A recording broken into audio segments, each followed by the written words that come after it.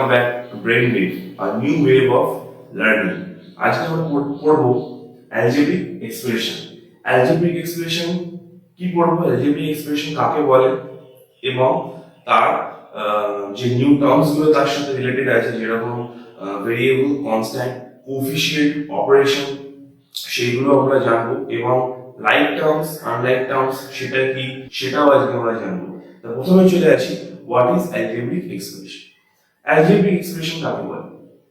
আমরা যখন দুঃখ পাই আমাদের একটা স্যাডনেস এক্সপ্রেশন হয়, আমরা যখন খুশি থাকি তখন একটা স্মাইল এক্সপ্রেশন হয়, আমরা যখন কারোর উপর রেগে থাকি তখন একটা অ্যাংরি এক্সপ্রেশন হয়, আমরা কারোর উপর রেগে আছি।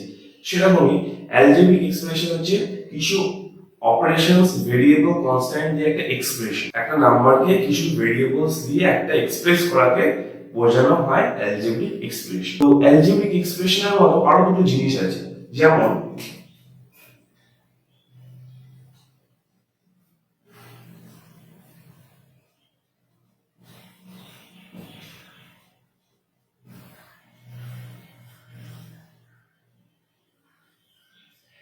arithmetic expressions. Arithmetic expressions কোনগুলো?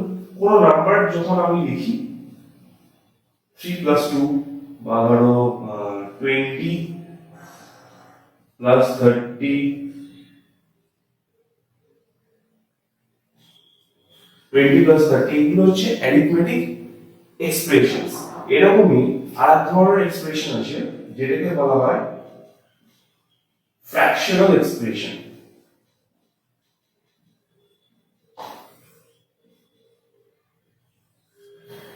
কি বলা হয়? একটা ফ্র্যাকশনাল এক্সপ্রেশন। ফ্র্যাকশনাল এক্সপ্রেশন বলতে ধরো 1/2 প্লাস 3/4, 1/2 প্লাস 3/4 এটা একটা ফ্র্যাকশনাল এক্সপ্রেশন। বা তুমি লিখতে পারো 1/3 মাইনাস 3/2, এইগুলোকে বলা হয় ফ্র্যাকশনাল এক্সপ্রেশন। আর একটা ধরনের এক্সপ্রেশন হয় যেটা আমরা আজকে পড়বো, সেটা হচ্ছে algebraic এক্সপ্রেশন। ধরো 3x প্লাস 2y, এইটাকে বলা হয় algebraic এক্সপ্রেশন। তো আমি আশা করছি তোমরা বুঝতে পেরেছো ডিফারেন্ট টাইপস অফ এক্সপ্রেশনস গুলো কি। অ্যারিথমেটিক এক্সপ্রেশনস হচ্ছে যেখানে কোনো ভেরিয়েবল থাকবে না, x y থাকবে না, ঠিক আছে।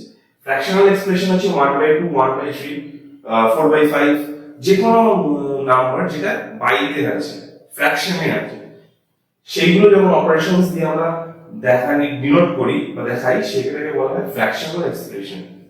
আর algebraic এক্সপ্রেশন হচ্ছে এইগুলোকে বলা হয় algebraic এক্সপ্রেশনস, যেখানে ভেরিয়েবলস থাকবে, x y থাকবে, নাম্বারস থাকবে, কনস্ট্যান্টও থাকবে। এবার আমরা দেখে নেব algebraic এক্সপ্রেশনে কি কি থাকে। ভেরিয়েবল থাকে, নাম্বারস থাকে, কনস্ট্যান্ট থাকে, কোএফিশিয়েন্ট থাকে, সেগুলো কি সেটা আজকে আমরা দেখে নেব। এবার আমি একটা algebraic এক্সপ্রেশন লিখে নিচ্ছি, 3x plus 5y minus 9, এটা হচ্ছে একটা algebraic expressions।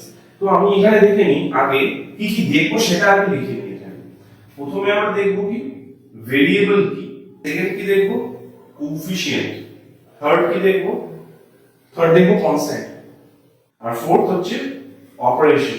এই জিনিসগুলো আমরা দেখবো, ভেরিয়েবল কাকে বলে বা কোএফিশিয়েন্ট কি, কনস্ট্যান্ট কি, আর অপারেশনস কি একটা algebraic এক্সপ্রেশনের মধ্যে। তো এখানে যদি ভালো করে দেখো x R y, x and y, এই দুটো কিন্তু আমাদের ভেরিয়েবল। কেন ভেরিয়েবল? কারণ এই দুটোর ভ্যালু আমরা জানি না এবং এই দুটোর ভ্যালু সবসময় চেঞ্জ হবে, কোনো ফিক্সড ভ্যালু নেই এদের, তাই জন্য এদেরকে আমরা বলি ভেরিয়েবল। এখানে যদি x এর জায়গায় a হতো, এটাও কিন্তু একটা ভেরিয়েবল। x y ভেরিয়েবল হবে এরকম কোনো মানে নেই, a হতে পারে, b হতে পারে, l হতে পারে, z হতে পারে। a to z এর মধ্যে যতগুলো লেটারস আছে যে কোনো একটা তুমি যদি বসাও সেটাই হয়ে যাবে ভেরিয়েবল। কেন ভেরিয়েবল? আমি আরেকবার বলে দিই, কারণ তার ভ্যালু চেঞ্জ হয় এবং আমি তার ভ্যালু জানি না। ওকে, এবার চলে আসছি কোএফিশিয়েন্ট। ভেরিয়েবল হয়ে গেল, এবার চলে আসছি কোএফিশিয়েন্ট। কোএফিশিয়েন্ট এই যে দুটো নাম্বার আছে, এই দুটো নাম্বারকে বলা হয় কোএফিশিয়েন্ট।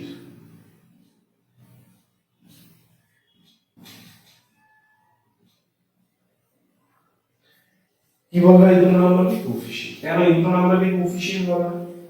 খুব সহজভাবে যদি মনে রাখতে চাই আমরা, বা মনে রাখার উপায় যদি বলে থাকি, সেটা হচ্ছে যে কোনো ভেরিয়েবলের আগে যে নাম্বারটা বসবে সেটাই হচ্ছে আমাদের কোএফিসিয়েন্ট। তো আমাদের এখানে ভেরিয়েবল কি, আমরা যদি দেখে থাকি, একটু আগেই আমরা বললাম আমাদের এখানে ভেরিয়েবল হচ্ছে a y। এখানে x ছিল, ওটাকে হচ্ছে a লিখেছি। যাই হোক, এটা a এটা y। এই y হচ্ছে আমার এখানে ভেরিয়েবল। তার ঠিক সামনেই দেখো দুটো নাম্বার আছে, y এর আগে আছে 5, a এর আগে আছে 3। তাহলে y এর আগে 5, a এর আগে 3, এই যে দুটো নাম্বার, এই দুটো নাম্বারকে আমরা বলবো কোএফিসিয়েন্ট। ভেরিয়েবলের আগে যে নাম্বার বলবে সেটাকে বলবো আমরা কোএফিসিয়েন্ট। তাহলে আমার কোএফিসিয়েন্ট হয়ে গেল। এবার আসছি কনস্ট্যান্ট। এই যে নাম্বারটা দেখতে পাচ্ছ, এটাকে বলা হয় কনস্ট্যান্ট। এই যে নাম্বারটা দেখতে পাচ্ছ, এটাকে বলা হয় কনস্ট্যান্ট। এটাকে কেন কনস্ট্যান্ট বলা হয়? কারণ এর সাথে কোনো ভেরিয়েবল নেই, এই ফিক্সড, এর ভ্যালু চেঞ্জ হবে না। এর ভ্যালু চেঞ্জ হতে পারে, এর ভ্যালু চেঞ্জ হতে পারে, এর ভ্যালু কিন্তু চেঞ্জ হবে না। এর ভ্যালু কেন চেঞ্জ হতে পারে সেটা আমি ছোট করে বুঝিয়ে দিই। 3a, ওকে, এই জায়গাটা আমি বুঝিয়ে দিচ্ছি 3 এর ভ্যালু কেন চেঞ্জ হতে পারে। এর তো ভেরিয়েবল, এর কোনো কনস্ট্যান্ট ভ্যালু নেই। এখানে যদি আমি a1 লিখি, তাহলে এর ভ্যালু কত আসবে? 3। যদি a2 লিখি, তাহলে এর ভ্যালু কত আসবে? 6। যদি a3 লিখি, তাহলে এর ভ্যালু কত আসবে? 9। কি করে আসছে?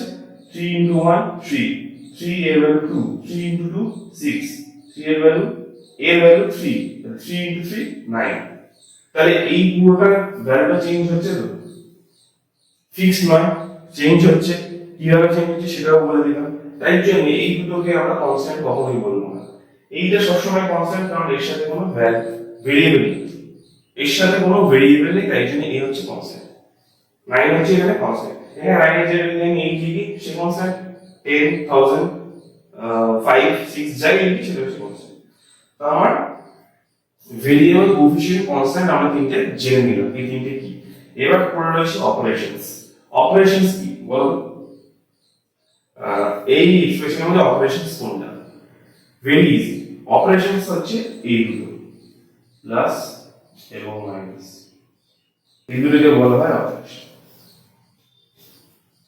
প্লাস এন্ড মাইনাস এই দুটোকে বলা হচ্ছে অপারেশন। শুধু কি প্লাস মাইনাস এই অপারেশনস বলা হয় না, অপারেশনের মধ্যে আমার প্লাসও পড়ে, মাইনাসও পড়ে, ডিভিশনও পড়ে, মাল্টিপ্লিকেশনও পড়ে। এই চারটি জিনিসই আমার অপারেশনের মধ্যে পড়ে। যে কোনো অ্যালজেব্রিক এক্সপ্রেশনের মধ্যে প্লাস মাইনাস, ডিভিশন, সাবট্রাকশনস, মাল্টিপ্লিকেশনস এইগুলো যেগুলো থাকবে সেগুলোকে আমরা বলবো অপারেশনস। তো আমার অপারেশনস হয়ে গেল। আমি পুরো ব্যাপারটা আরেকবার তোমাদেরকে রিক্যাপ করে দিচ্ছি, আর একবার বলে দিচ্ছি কোনটা কি জিনিস। অ্যালজেব্রিক এক্সপ্রেশনস হচ্ছে এটা পুরো অ্যালজেব্রিক এক্সপ্রেশনস। অ্যালজেব্রিক এক্সপ্রেশনস এর মধ্যে আমার চারটি জিনিস নতুন জানা আছে। একটা হচ্ছে ভেরিয়েবল, সেকেন্ড হচ্ছে কোএফিসিয়েন্ট, থার্ড কনস্ট্যান্ট, ফোর্থ হচ্ছে অপারেশনস। ভেরিয়েবল কি? যাদের ভ্যালু চেঞ্জ হয়। কোথাও একটা নোট ডাউন করে নাও, তোমার পেন কপি নিয়ে নোট ডাউন করে নাও। যার ভ্যালু চেঞ্জ হয় সেটাকে বলা হয় ভেরিয়েবল। যার ভ্যালু চেঞ্জ হয় সেটাকে বলা হয় ভেরিয়েবল। অ্যালজেব্রিক এক্সপ্রেশনে ভেরিয়েবল কোনগুলো হবে? a থেকে z অবধি যত লেটার থাকবে সেই লেটারগুলো হচ্ছে variable. a, y, b, x যা থাকবে সেটা ভেরিয়েবল। কোএফিসিয়েন্ট কি? একদম ইজি, এটাও খাতা পেন নিয়ে নোট করে নাও। ভেরিয়েবলের আগে যে নাম্বারটা থাকবে, যে কোনো ভেরিয়েবলের আগে যে নাম্বারটা থাকবে সেটাকে আমরা বলবো কোএফিসিয়েন্ট। এই অ্যালজেব্রিক এক্সপ্রেশনস ক্ষেত্রে এই দুটো ভেরিয়েবল, তার আগে 5 আর 3 আছে, তাই জন্য এগুলো হচ্ছে কোএফিসিয়েন্ট। কনস্ট্যান্ট কি? কনস্ট্যান্ট হচ্ছে এমন একটি নাম্বার অ্যালজেব্রিক এক্সপ্রেশনে যেখানে যার ভ্যালু চেঞ্জ হয় না। এই ক্ষেত্রে 9। কেন এর ভ্যালু চেঞ্জ হবে না? কারণ এর সাথে 9 ইনটু মাল্টিপ্লাই তো 1 আছে, আর কিছু নেই, কোনো ভেরিয়েবল নেই এর সাথে। যে এর ভেরিয়েবল চেঞ্জ হয়ে গেলে, এখানে যেমন एग्जांपल দেখালাম, এর ভ্যালু চেঞ্জ হলে আমার পুরো এইটার ভ্যালু চেঞ্জ হচ্ছে, সেরকম কোনো ব্যাপার নেই এখানে, তাই জন্য এটা কনস্ট্যান্ট। এবং লাস্ট কি করলাম? অপারেশনস। অপারেশনস কাকে বলছে? প্লাস মাইনাস, ডিভিশনস এবং মাল্টিপ্লিকেশনস, এইগুলোকে বলা হয় অপারেশনস। এইগুলো, এই যে সাইনগুলো আছে একটা অ্যালজেব্রিক এক্সপ্রেশনের মধ্যে যতগুলো সাইন থাকবে, প্লাস মাইনাস, মাল্টিপ্লিকেশন, ডিভিশন, সেগুলো হচ্ছে অপারেশনস। তো আশা করছি এই পার্টটা তোমাদের ক্লিয়ার হয়ে গেছে। এবার নেক্সট চলে যাব টার্মস কাকে বলে এবং টার্মসের মধ্যে আনলাইক টার্মস আর সেম টার্মস, লাইক টার্মস আর আনলাইক টার্মস কি সেটা দেখে নেব। এবার চলো দেখে নিই টার্মস কাকে বলে এবং লাইক টার্মস এবং আনলাইক টার্মস এর কি, তাদের মধ্যে ডিফারেন্স কি? টার্মস, আমরা যে এক্সপ্রেশনসটা দিয়ে এতক্ষণ ধরে বুঝলাম সেই এক্সপ্রেশনটাই লিখে নিই, x প্লাস 5y মাইনাস 9। এই এক্সপ্রেশনটা দিয়ে আমরা এতক্ষণ বুঝেছিলাম বাকি জিনিসগুলো। এবার এটা বুঝে নেব টার্মস কাকে বলে। আচ্ছা, এখানে অপারেশনস যেগুলো আছে, প্লাস আর মাইনাস হচ্ছে আমার কাছে অপারেশনস, একটু আগে আমরা সেটাই দেখলাম, প্লাস আর মাইনাস হচ্ছে আমার কাছে অপারেশনস। প্লাস আর মাইনাস গুলো কি কি জুড়েছে, একটা এক্সপ্রেশনে প্লাস আর মাইনাস গুলো বাদ দিলে, মানে অপারেশনস গুলো বাদ দিলে কি কি পড়ে থাকছে? এই একটা পার্ট পড়ে থাকছে, এই একটা পার্ট পড়ে থাকছে, এই একটা পার্ট পড়ে থাকছে। এটা তো কনস্ট্যান্ট, এটা হচ্ছে কনস্ট্যান্ট।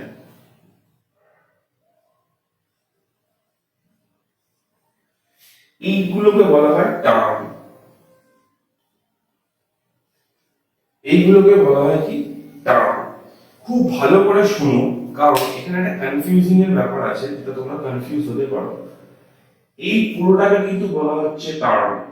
একটা টার্মের মধ্যে কি কি থাকে? একটা টার্মের মধ্যে থাকছে আমার কোএফিসিয়েন্ট,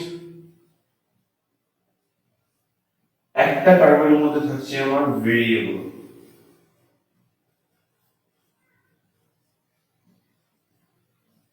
এই দুটো জিনিস দিয়ে কিন্তু একটা টার্ম তৈরি হয়, একটা কোএফিসিয়েন্ট এবং একটা ভেরিয়েবল। এই দুটো জিনিস নিয়ে একটা টার্ম তৈরি হলো। এখানেও দেখো একটা কোএফিসিয়েন্ট, একটা ভেরিয়েবল, এই দুটো জিনিস নিয়ে একটা টার্ম তৈরি হলো। তাহলে এখানে আমি কি বলি কতগুলো টার্ম আছে? এই একটা টার্ম, এই একটা টার্ম, আর এটা হচ্ছে কনস্ট্যান্ট। আশা করছি টার্ম কাদের বলে সেটা তোমরা বুঝতে পেরেছো। একটা অ্যালজেব্রিক অপারেশন, একটা অ্যালজেব্রিক এক্সপ্রেশনস যদি আমি লিখতে চাই, সেখানে ভেরিয়েবল আর কোএফিসিয়েন্ট মিলিয়ে হচ্ছে টার্ম। ভালো করে শুনে নাও, একটা অ্যালজেব্রিক এক্সপ্রেশনস যদি আমরা লিখতে চাই, তাহলে আমার কি কি দরকার হচ্ছে?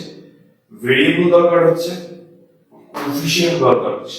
ভেরিয়েবল এবং কোএফিসিয়েন্ট মিলিয়ে একটা টার্ম হচ্ছে, অপারেশনস দরকার হচ্ছে, কনস্ট্যান্ট দরকার হতেও পারে, নাও হতে পারে। আমি এখানে লাইনটা লিখলাম, ধরো লাইন নেই, তাও কিন্তু এটা একটা অ্যালজেব্রিক এক্সপ্রেশনস। কনস্ট্যান্ট না হতেও পারে, নাও হতে পারে।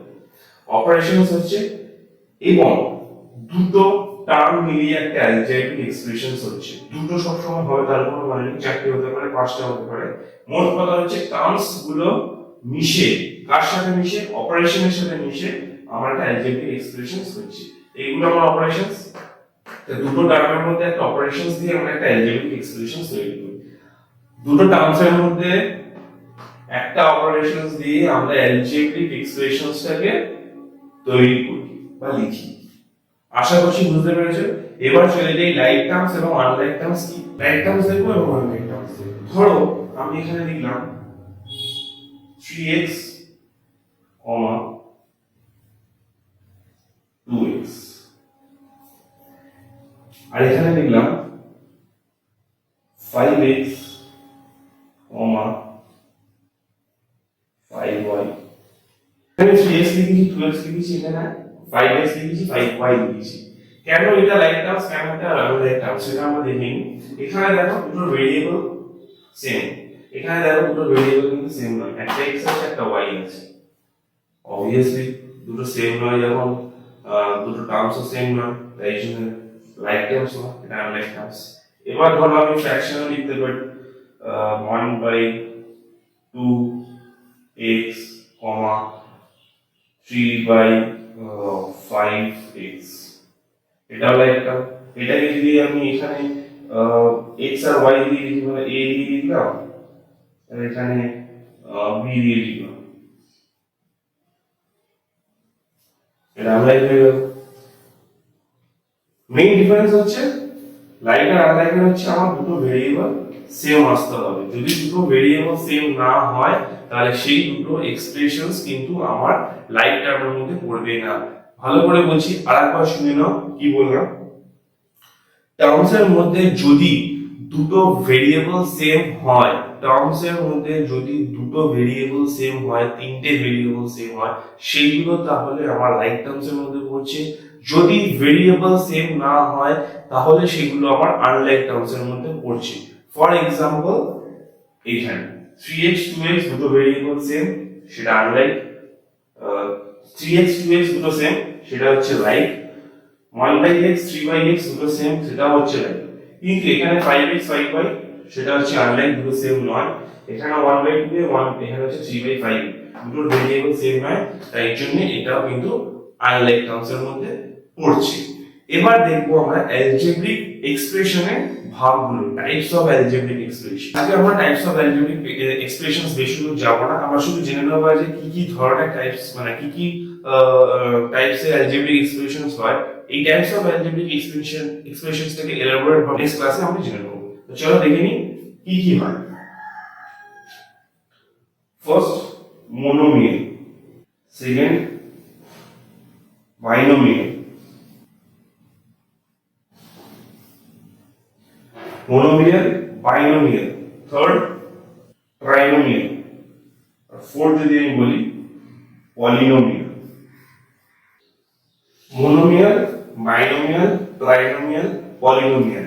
অ্যাকচুয়ালি polynomialটা একটা টাইপ বলা যায় না, সেটা আমরা নেক্সট ক্লাসে বুঝে নেব কেন বলা যায় না। অ্যাকচুয়ালি বাইনোমিয়াল, ট্রাইনোমিয়াল এই দুটো বা এর বেশি যদি কিছু হয় সেটা পুরোটাই কিন্তু পলিনোমিয়ালের মধ্যে পড়ে।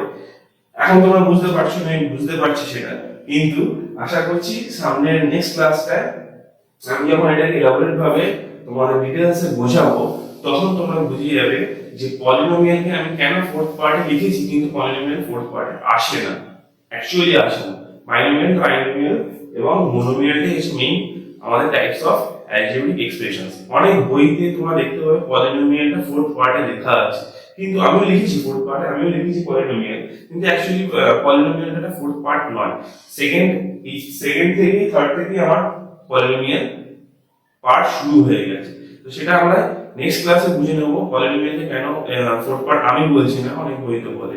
তো আশা করছি এত অবধি যা তোমাদেরকে পড়িয়েছি তোমাদের ভালো লেগেছে এবং ভিডিওটা খুব ইনফরমেটিভ হয়েছে। যদি ইনফরমেটিভ হয়ে থাকে অবশ্যই তোমরা লাইক বাটনটা প্রেস করে দেবে, বন্ধুদের সাথে শেয়ার করে। আশা করছি তোমাদের ভালো লেগেছে ভিডিওটা, এবং কমেন্ট করতে ভুলবে না যে টপিকে তোমাদের ভিডিও লাগবে, বা যদি এত দূর অবধি যা পড়ানো হয়েছে সেই পড়ানোর রেসপেক্টিভে যদি তোমাদের কোনো ডাউটস থাকে অবশ্যই কমেন্ট বক্সে কমেন্ট করে দেবে। সেই কমেন্ট আমি দেখে অবশ্যই একটা ভিডিও নিয়ে আসবো পুরো ডাউট সেশন নিয়ে। যতগুলো কমেন্টস হবে তার ডাউটস গুলো আমি ওখানে সলভ করে দেবো, যা তোমাদের ডাউটস আছে। এবং চ্যানেলটি নতুন আসলে চ্যানেলটি অবশ্যই সাবস্ক্রাইব করবে। আমরা এরকম টাইপের ভিডিও আরো নিয়ে আসবো টপিক ওয়াইজ, ক্লাস ওয়াইজ। যেমন অ্যালজেব্রিক এক্সপ্রেশনসটা আমার ক্লাস 7, ক্লাস 8 কে কভার করে, অনেকটা ক্লাস 7 কে কভার করে।